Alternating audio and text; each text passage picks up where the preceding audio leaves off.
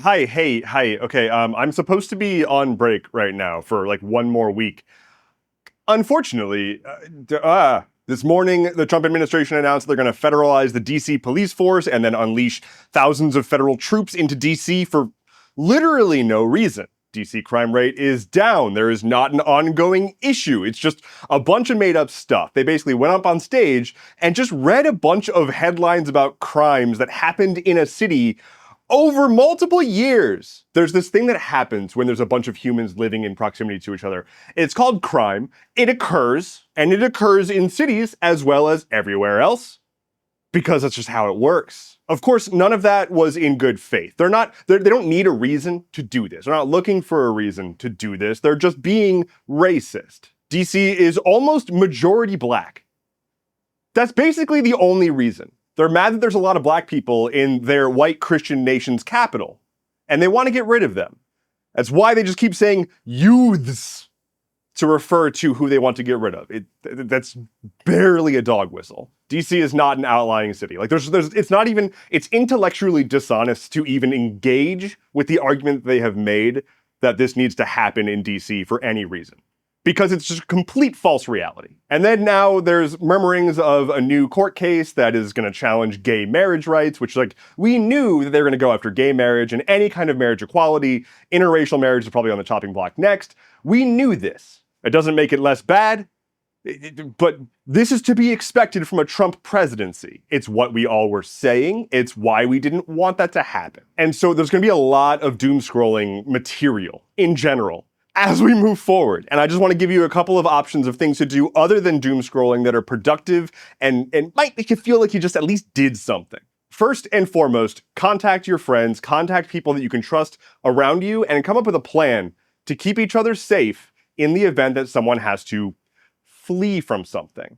Just generally come up with, like, where you would meet in the event of an emergency, who would drive, who would bring what in the case of needing to get out of there. If you live in an occupied city, so LA or DC, look up nearby protests if you are willing, able, and capable to go participate in that. If you're not willing and able to participate in the protests directly, signal boost as much as you can, look up mutual aid groups, donate, do direct action in other ways, anything that you can do to help the global cause there, broader cause, whatever. If you were in a city that's not yet occupied, and I say yet because at the press conference this morning, they made it very clear that they want to do this to as many cities as they can that didn't swing red. So if you're in one of those cities that's under threat of being occupied, they explicitly mentioned New York, Baltimore, and Chicago, I believe. Now is the time to make plans. Now is the time to get in touch with people. Now is the time to talk to any representative that might listen and tell them that if a single fucking deployed federal agent sets foot in the city,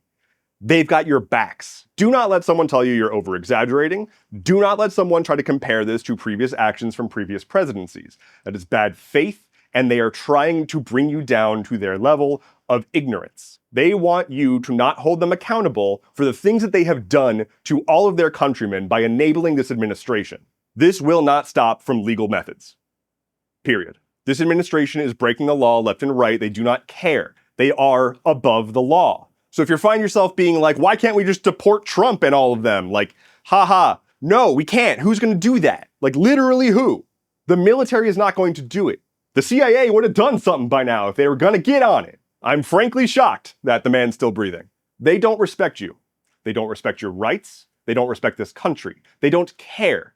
And they're banking on the fact that you care as a strategy. Because you caring and them not caring puts them at an advantage. It gives them the fodder to do things like say, there's no room for violence in politics in this country, and then turn around and go on stage and explicitly talk about how cops need to be more violent against citizens because, and I quote, that's the only language they understand.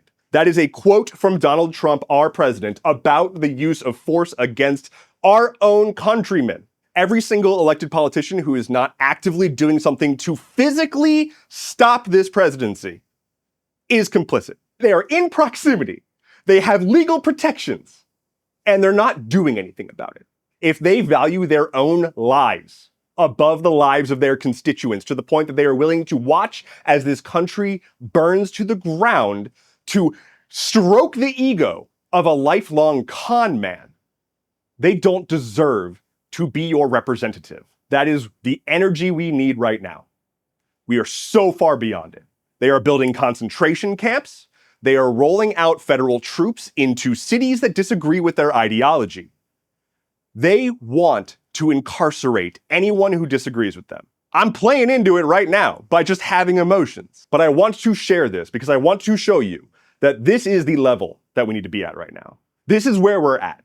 It is no longer a matter of like, oh, well, you know, the institutions will hold. Fuck that. Anyone who has any semblance of faith left in the system needs to seriously look in the mirror. It is not a matter of gotchas anymore. It is not a matter of calling out Republican hypocrisy. None of that matters. You are wasting your breath. Because while we point out that there's inconsistencies in the logic about what the different Republicans are saying, people are dying in ICE concentration camps. People are losing their health insurance. They can't access abortion care. Trans rights are under attack. Gay marriage is under attack. Interracial marriage is almost definitely next. This is supposed to be a country that uplifts freedom.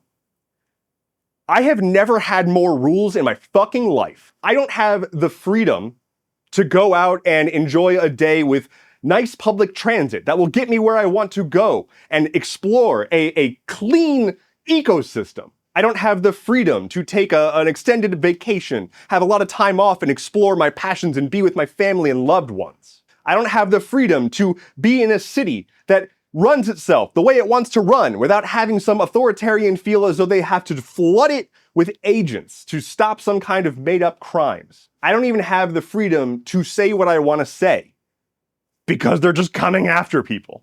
I can't think of a time in my life where I, as a white man, had fewer freedoms. It's insane. Like, I have the most out of everyone, and I still feel boxed in. So please, I think where I'm at right now is like, out of everything, can we just get real? Can we acknowledge the severity that we're at now, please? Please. I'll be back on Monday. Okay, bye.